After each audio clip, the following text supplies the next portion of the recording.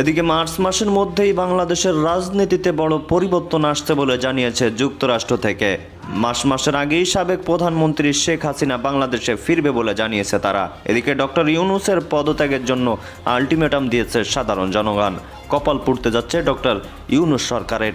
দ্রব্যমূল্যের দাম না কমালে এক দফার ডাক দিয়ে মাঠে নামবে হাজারো জনগণ। আগামী মার্চের আগে বাংলাদেশে ফিরবেন তিনি, এমনটাই দাবি আওয়ামী লীগের সাংগঠনিক সম্পাদক শফিউল আলম চৌধুরী নাদেলের। আমাদের দেশে আগামী 1 মাসের মধ্যেই একটি পরিবর্তন হতে যাচ্ছে এবং এই বিষয়টা নিশ্চিত বঙ্গবন্ধু কন্যা জয়ন্তী শেখ হাসিনা ইনশাআল্লাহ মার্চ মাসের পূর্বেই বাংলাদেশে আসবে। এবছরের একেবারে প্রথম দিন অন্তর্বর্তীকালীন সরকারের যে উপদেষ্টা পরিষদ আছে তাদের একটা বৈঠকে একটা সিদ্ধান্ত পাস। ছাত্র জনতার গণঅভ্যুত্থানের মুখে পদত্যাগ করে দেশ ছাড়েন আওয়ামী লীগ সভাপতি ও সাবেক প্রধানমন্ত্রী শেখ হাসিনা। আশ্রয় নেন ভারতে। তবে আগামী মার্চের আগে বাংলাদেশে ফিরবেন তিনি, এমনটাই দাবি আওয়ামী লীগের সাংগঠনিক সম্পাদক শফিউল আলম চৌধুরী নাদেলের। আমাদের দেশে আগামী 1 মাসের মধ্যেই একটি পরিবর্তন হতে যাচ্ছে এবং এই বিষয়টা নিশ্চিত বঙ্গবন্ধু কন্যা জয়ন্তী শেখ হাসিনা ইনশাআল্লাহ মার্চ মাসের পূর্বেই বাংলাদেশে আসবে। বুধবার গভীর রাতে দেয়া 8 মিনিট 50 সেকেন্ডের এক ভিডিও বার্তায় এ তথ্য জানান তিনি। একই সাথে অন্তর্বর্তী সরকারের সমালোচনা করে দেশ পরিচালনায় নিজেদের ভুলের কথাও স্বীকার করে ক্ষমা চান নাদেল। বাংলাদেশকে একটি সন্ত্রাসের, জঙ্গিবাদের, মৌলবাদের দেশে পরিণত করা হয়েছে। আমরা ক্ষমতায় ছিলাম, আমাদের অনুবান্তি ছিল। যে সমস্ত নির্দিষ্ট অভিযোগ বা ভুলগুলো থাকবে দেশের মানুষের কাছে, জাতির কাছে, আমরা এই ভুলের জন্য ক্ষমা প্রার্থনা করতে আমরা কোনো দ্বিধাবোধ করব না। শফিউল আলম চৌধুরী নাদেল সিলেট মৌলভীবাজার 2 আসনের সাবেক এমপি এবং আওয়ামী লীগের সাংগঠনিক সম্পাদক ছিলেন। বর্তমান তিনি ভারতে অবস্থান করছেন বলে জানা গেছে। সেখানে বসে দলের শীর্ষ পর্যায়ের নেতাদের সঙ্গে নাদেল নিয়মিত যোগাযোগ করছেন বলেও নিশ্চিত করেছে আওয়ামী লীগের একটি সূত্র। আর এ কারণেই নাদেলের এই বার্তাকে দলীয়ভাবে গুরুত্ব দেওয়া হচ্ছে। নাদেল তার নিজ ফেসবুক অ্যাকাউন্টে এক ভিডিও বার্তার সারসংক্ষেপ হিসেবে শেখ হাসিনার দেশে ফেরার বিষয়টি উল্লেখ করেন। নাদেল বলেন, আজকে শুধু এই দেশের মানুষ নয়, এই উপমহাদেশ হুমকির মধ্যে পড়েছে। আমাদের প্রত্যাশা আমাদের দেশে আগামী 1 মাসের মধ্যে একটি পরিবর্তন হতে যাচ্ছে। এ বিষয়টি নিশ্চিত বঙ্গবন্ধু কন্যা জননেত্রী শেখ হাসিনা ইনশাআল্লাহ মার্চ মাসের পূর্বেই বাংলাদেশে আসবেন। ভিডিও বার্তা নাদেল বর্তমান সরকারের নানা সমালোচনা করেন। তিনি বলেন, গত বছর আমরা জানুয়ারিতে বই উৎসব করেছিলাম। এবছর কোমলমতি শিক্ষার্থীদের সেটি থেকে বঞ্চিত করেছে বর্তমান সরকার। জানুয়ারির প্রথম দিনে, প্রথম সপ্তাহে গত বছর আমরা বই উৎসব করেছিলাম।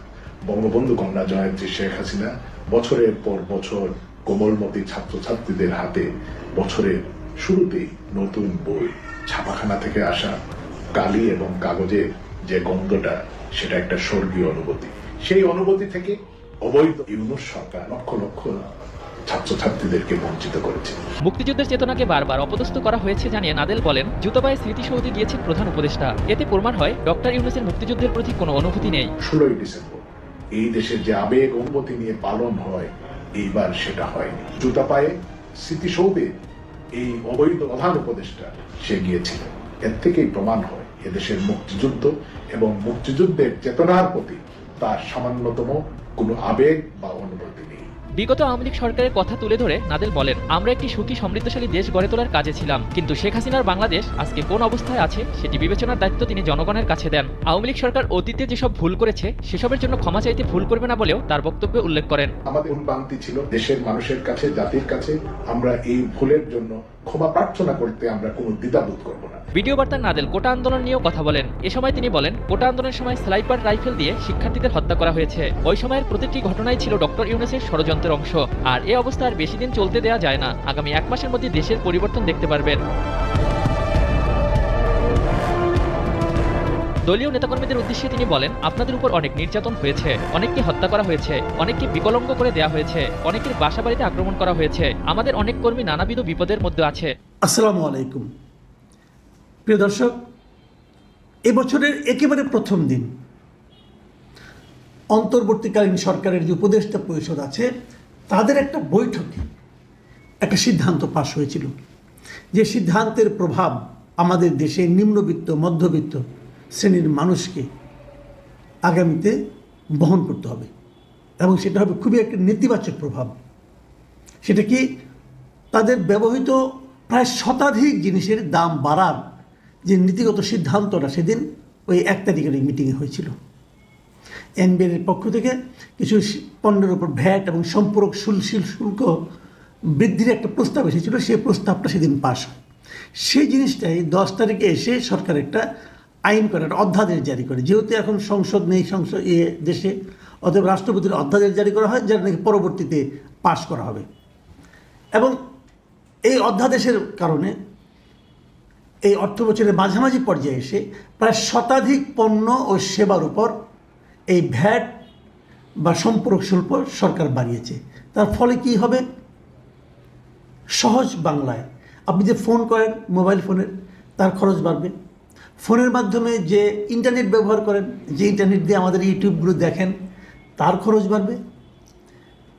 অনেকগুলো পণ্যের দাম বাড়বে, এলপি গ্যাসের দাম বাড়বে, ওষুধের দাম বাড়বে, মিষ্টি যে কিনেন দোকান থেকে মিষ্টির দাম বাড়বে, রেস্টুরেন্টে যে খান সেই খাওয়ার দাম বাড়বে, আপনার ড্রিঙ্কসের দাম বাড়বে, বিস্কুট, চশমার ফ্রেম, সিগারেট সহ সমস্ত কিছুর দাম বাড়বে। এরকম পণ্যের সংখ্যা কত? প্রায় শতাধিক, মানে 100-রও বেশি। এবং এই দামগুলো কেন বাড়ানো হচ্ছে তার কোনো ব্যাখ্যা সরকারের পক্ষ থেকে এখন পর্যন্ত দেওয়া হয়নি। মানে এমন কোনো আমাদের জীবনের জন্য যা প্রয়োজনীয় ম্যাক্সিমাম জিনিসের দাম বাড়বে। আপনি দোকান থেকে পোশাক কিনতে যাবেন, পোশাকের উপর দাম বাড়বে, সেখানে ভ্যাট বাড়ানো হয়েছে। তারপরে আপনি ফেসিয়াল টিস্যু যেটা কিনেন, অনেকে পকেট টিস্যু কিনেন, ন্যাপকিন কিনেন, টয়লেট টিস্যু কিনেন, অনেকে কিনেন, এই প্রত্যেকটা জিনিসের উপর ভ্যাট বাড়ানো হয়েছে, যে কারণে ডাবল, আগে ছিল 7%, সেটা করা হয়েছে 15%। তারপরে এই প্রত্যেকটা জিনিসের দাম বেড়ে যাবে। বাচ্চাদের বিস্কুটের উপর দাম বাড়বে, ড্রিঙ্কস, জুস, ফলের রস, প্রত্যেকটা cake, tomato sauce, tomato ketchup, যেগুলো আমরা বাচ্চারা ছোটো ছোটো খায়, খুব পছন্দ করে খায়, এগুলোর উপর দাম বাড়বে। তো এই যে দামগুলো বাড়ছে, এই দাম বাড়ার কে বাড়তি দাম দেবে? আমি আপনি দেব। কেন সরকার এটা বাড়ালো? এর ব্যাখ্যা কি? কারণ একটা নিশ্চয়ই আছে, কিন্তু সেই ব্যাখ্যাটা তো জনগণের কাছে সরকারের দেওয়া উচিত ছিল। প্রত্যেকটা সরকারই কিন্তু এরকমই উচিত যে কোনো কিছু দাম বাড়তেই পারে, বাড়লে পরে কারণ একটা থাকতে পারে, সেই কারণটা জনগণের সঙ্গে শেয়ার করা উচিত। এই সরকার এতটাই জনবিচ্ছিন্ন হয়ে গেছে যে তারা শেয়ার করারও প্রয়োজন বোধ করে না। তারা মনে করে জনগণ ও আবার কে, ওকে আবার জানাতে হবে কেন? আমার ইচ্ছা আমি দাম বাড়িয়ে দিলাম। স্বৈরাচারী মনোভাব একেই বলে। আমরা ক্রমাগত দেখতে পাচ্ছি যে স্বৈরাচার বিতাড়নের পর আমরা যে সরকারটা পেলাম, সেই সরকারটা ঠিক ওই আগের মতোই স্বৈরাচারী আচরণ করছে। সরকারকে জানানোর প্রয়োজন, জনগণকে জানানোর প্রয়োজন মনে করছে না যে কেন কোন জিনিসটার দাম বাড়ছে। তাদের ব্যাখ্যা করতে হবে। একটা অন্তর্বর্তীকালীন সরকার, এটা অল্প সময়ের জন্য এসেছে, তাদের যেটা কাজ না, এই দাম বাড়ানো কমানো তাদের কাজের মধ্যে পড়ে না। এবং এতগুলো জিনিসের দাম একবারে বাড়ানো এর আগে কখনো দেখা যায়নি। এই সরকার মহান সরকার, তারা এই কাজটা নির্দ্বিধায় করছে, জবাবদিহিতার কোনো ঊর্ধ্বে থেকে। কারো কাছে তারা কোনো জবাবদিহিতা দিচ্ছে না। কারণটা আমরা কিছু কিছু জানি আর ধারণা করতে পারি, ঠিক জানি না, ধারণা করতে পারি। সেটা হলো যে IMF-এর কাছ থেকে যে লোনটা নিয়েছিল হাসিনা সরকার, তার 4র্থ কিস্তি এখন পাওয়ার আগে তারা বলেছিল যে আপনাদের শুল্ক হার বাড়াতে হবে, ট্যাক্সের পরিমাণ বাড়াতে হবে, রাজস্ব আয় বাড়াতে হবে। এবং রাজস্ব আয় বাড়ানোর অনেক পদ্ধতি আছে, কিন্তু রাজস্ব আয় বাড়ানো সবচেয়ে সহজ, আমরা খুব সহজ ভাষায় আপনাদেরকে বুঝিয়ে বলি। 2 ধরনের ট্যাক্স কিন্তু সরকার নেয় মানুষের কাছ থেকে। একটা ট্যাক্সকে বলা হয় প্রত্যক্ষ কর। প্রত্যক্ষ কর 2 ধরনের হতে পারে। যেমন ব্যক্তির কাছ থেকে সরাসরি করটা নিচ্ছে, যেমন আপনি যা ইনকাম করছেন সেই ইনকামের উপরে একটা ট্যাক্স দিচ্ছেন, ইনকাম ট্যাক্স বলা হয়। এটা হলো প্রত্যক্ষ, ডাইরেক্ট ট্যাক্স বলা হয় এটাকে। আবার ধরেন আপনি বিদেশ যাবেন, তখন আপনি একটা ভ্রমণ কর দেন, কিন্তু ওইটাও একজন ব্যক্তির কাছ থেকে নেওয়া হয়, এটাও এক ধরনের প্রত্যক্ষ কর। আর পরোক্ষ কর কোনগুলো?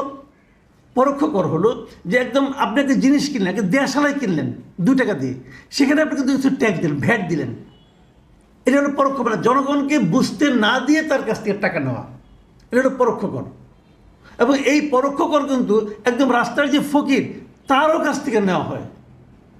আর প্রত্যক্ষ করটা নেওয়া হয় একমাত্র বড় লোকদের কাছ থেকে, যাদের নাকি ইনকাম বেশি, তাদের কাছ থেকে। মজার ব্যাপার হলো সারা দুনিয়ার একটা রেশিও আছে।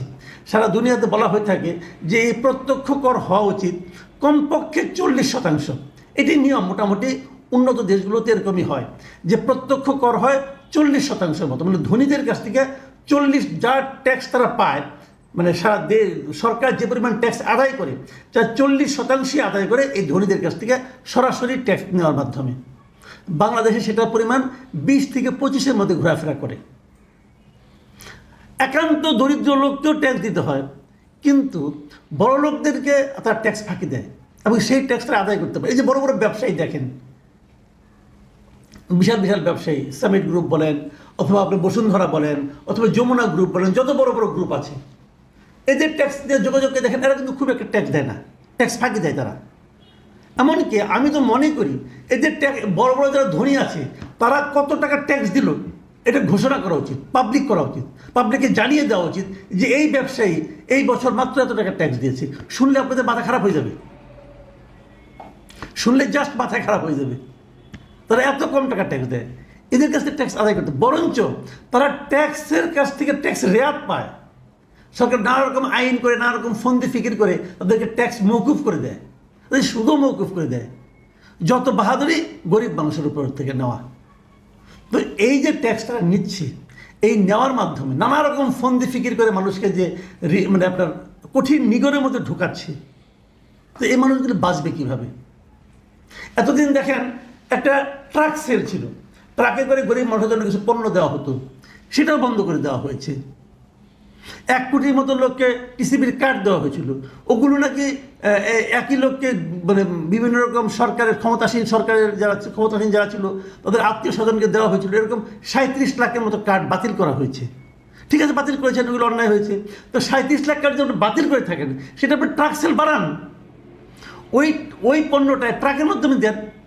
প্রত্যেকটা বাজারের মধ্যে, আমি তো মনে করি প্রত্যেকটা বড় বড় বাজারের চারপাশে যদি 4টা ট্রাক থাকে তাহলে দ্রব্যমূল্য বাড়তেই পারে না। 4টা ট্রাক দিয়ে আপনি সেল করেন, গরিব মানুষ লাইন দিয়ে দিয়ে কিনবে, এই ব্যবস্থাটা করেন।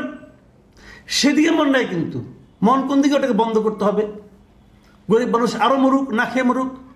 গরিব মানুষের প্রত্যেকটা জিনিসের উপর দাম বাড়াতে হবে। গ্যাসের দাম তো বাড়বে, কয়েকদিন আগে শুনলেন আপনারা, সব বাড়বে। তাহলে মানুষ বাঁচবে কীভাবে? মানুষের আয় কি বেড়েছে? নিম্ন মধ্যবিত্ত বেসরকারি চাকরিজীবী কারো আয় বেড়েছে? সরকারি চাকরিজীবীদের জন্য তো আপনারা একটা মহার্ঘভাতার ব্যবস্থা করেছেন।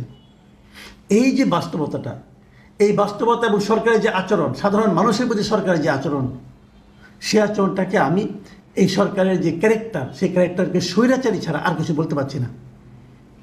এই সরকার আমার বিবেচনায় স্বৈরাচারী হয়ে গেছে।